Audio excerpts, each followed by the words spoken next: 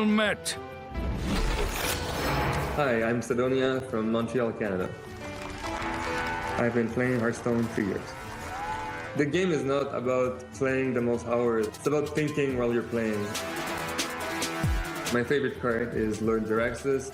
You face Jaraxxus, Eldar Lord of the Burning Legion. I really like that this is a nice little good card that is playable, but at the same time it is super flavorful. It comes with a new hero, new weapon, new modes. It's just really... I've attacked to get through the Ally Armorsmith after he consecrations to only give him one armor proc effectively. You'd have to give him 2 additional armor beyond that, so he can't get through. Looks like he's got to give him 4 additional armor.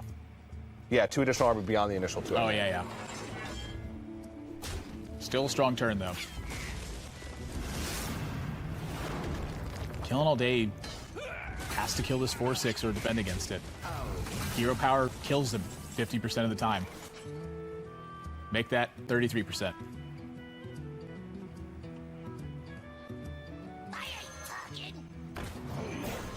Get Dragon Light Lord. If he nails it,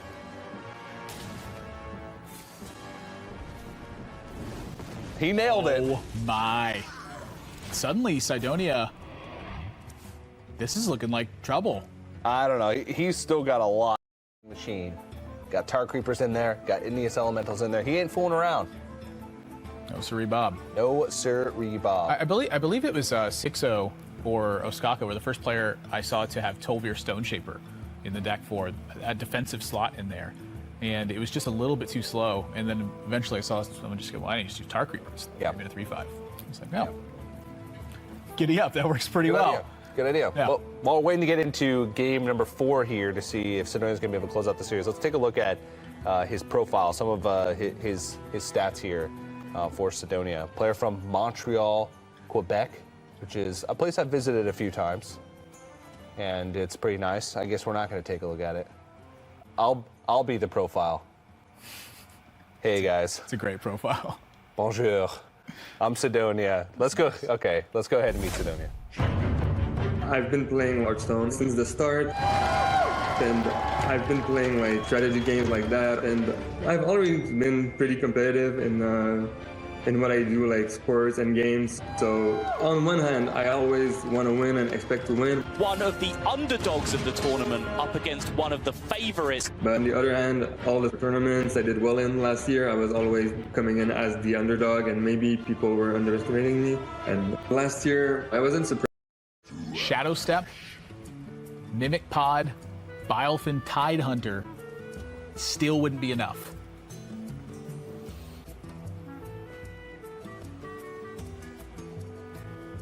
Vanish can keep him almost alive, but only if Sidonia does not charge the Stone Tusk Boar this turn. I think Sidonia's going to realize the only way I lose in this situation is, or the only way I don't kill him next turn is if he vanishes. And so he's going to play the Stone Tusk Board, and now there's just nothing that stops this. Killing All Day, desperate Mimic Pod, but nothing can be drawn to save Killing All Day. Sidonia going to take the match 3-1, move up to 5-2, and leave it up to the tiebreaker gods. Leaving it up to the tiebreakers. I like the way, yeah, the way. Sidonia, both these players had incredibly built lineups for the field. And to see only the Stone Defender. And, you know, that accolade drew a card and won a brawl since then. All right, well, we're getting to the stage where there's just a couple of Ragnaros hits away. So now every single decision is absolutely massive, and the outcome of every single shot is huge. Right, and there's kind of 2 outcomes here that I think Noblet's okay with hitting with the Ragnaros hero power. I think it's not only the face for 1, because you could threaten to kill him next turn, but the Gastropod also introduces an element where Noblord's, no matter what he develops, is also going to be extremely weak and vulnerable to that.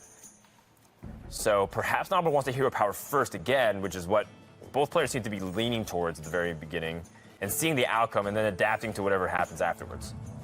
And Noblord's kind of agonizing over it because I think he's calculating everything. He goes for it. Okay, it hits the Gastropod. I was kind of expecting to hit face at this point because like Noblord's been getting a lot of great outcomes. The second best. Second best option. And now he can double develop here. And honestly, it may even be the best result because of the fact that he's double developing large minions here. Obviously, the Tark Reaper isn't that large, but Wow.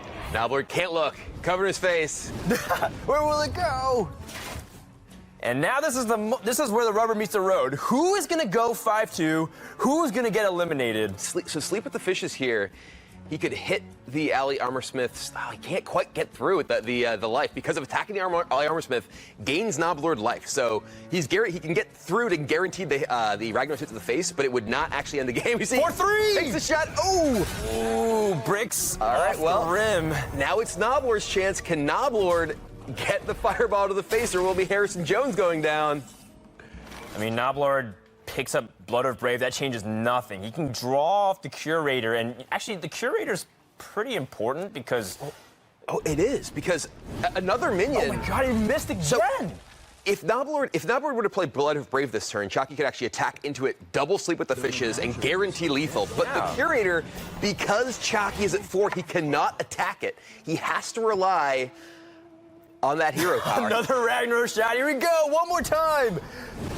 No. Right. And Noblord is he can't handle it, man. Now we have to go once again back over to Noblord. And he's at 1 health remaining. Ravaging Ghoul. It's a 3-cost minion. You can play that with Brawl to give himself a 50-50 to clear the board. And then he has a shot to win the game from there. Even if he misses it, there's the Brawl. The Ghoul wins, and Noblord wins the game. Oh my goodness. Game 5 is over, and Noblord, after a roller coaster of emotions, it's going to go 5-2. Is that going to even be enough to get out of Swiss, Brian? It might not be. Both these players, despite their epic struggle back and forth there, they were kind of in the scrum in the middle of the 4-2 bracket. They were not near the top of the tiebreakers, and only a few players from that position will make it through. But that was quite the game. A very strong performance from that region, and we were talking yesterday.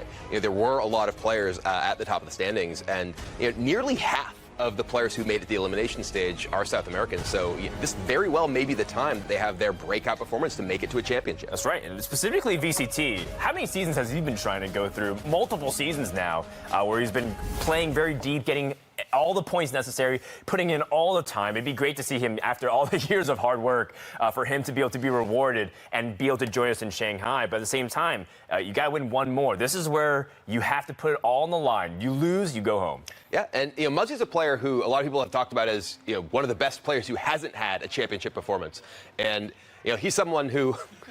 Yeah, but he needs the result. Who was that ponytailed idiot saying that Muzzy was a choke artist over and over again? That's ridiculous. Actually, I feel like production's done me dirty a little bit there. I felt bad about the Muzzy line that we took. I probably oversold it. Yes, he has had a record of, getting very, very close over and over again, but Muzzy plays great. Muzzy always plays great. I think, that is just the hallmark of him as a player, is that he's one of the world's very best. And I apologized to Muzzy on Twitter after that cast that a lot of those clips were from. It's like, I probably piled on a bit too heavy. So again, I'm delighted to see Muzzy here having another chance to shut me up, to shut everyone else up, and to prove that he is an absolute Hearthstone god. Yeah, I don't know who the ponytail guy was, but the guy next to him was a very, very handsome fellow, if I do have to say so. A Hungry Crab that would have been a clean trade from the Spike Ridge is going to be hidden nicely behind the Jade Behemoth. Repentance got played, picking up value, so now even better, there is a 3-1 hidden behind this Jade Behemoth that can't be traded into effectively. Yeah, we've heard a lot of talk about Paladin over the past couple of days as the Spike Ridge seed goes in. And Muzzy himself has said that he likes to bring decks no one expects, and I personally didn't expect this very hardcore, full control Paladin, but we can actually hear some more words from Muzzy on his lineup choice. It's always better to bring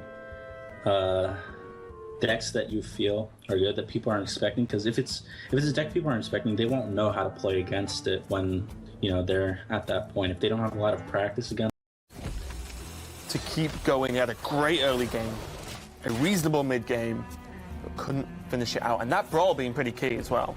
Starting with the hero power, as always, nails the 7-7, and that is just fine. He doesn't need to be pushing damage to face with Sulfuras right now, because look at the minion presence. That is a clean 16 being pushed this turn if he wants to swing, and of course he does. And look at the smile. Muzzy is feeling it now, like it's finally all paid off for him. The curse is Championships, we see the 4 players from China, the 4 from Europe, which we were very impressed with last weekend, looking like absolutely amazing lineup. But Americans are looking like they're putting up an amazing lineup so far. Yeah, we asked the question multiple times, how on earth can the Americas region match what Europe have sent out to Shanghai here? And, well, if they were going to do that, Muzzy is a pretty good starting point. Yeah, and we'll be able to have some words with Muzzy as well. Huge congratulations on that win. You must be feeling absolutely ecstatic. But if you can put into words how you're feeling after being so close to qualifying and to making it in so many tournaments, you've actually made it to the championship this time. Well, all I can say is, did I choke that time, Sottle? Wow! Deserved. No, I take it. Like, I apologize straight away. I went in way too hard. I'm pleased for you, man. I think you're an amazing player, and I'm glad that you did it. No words. There we go. Got to make it finally. It feels really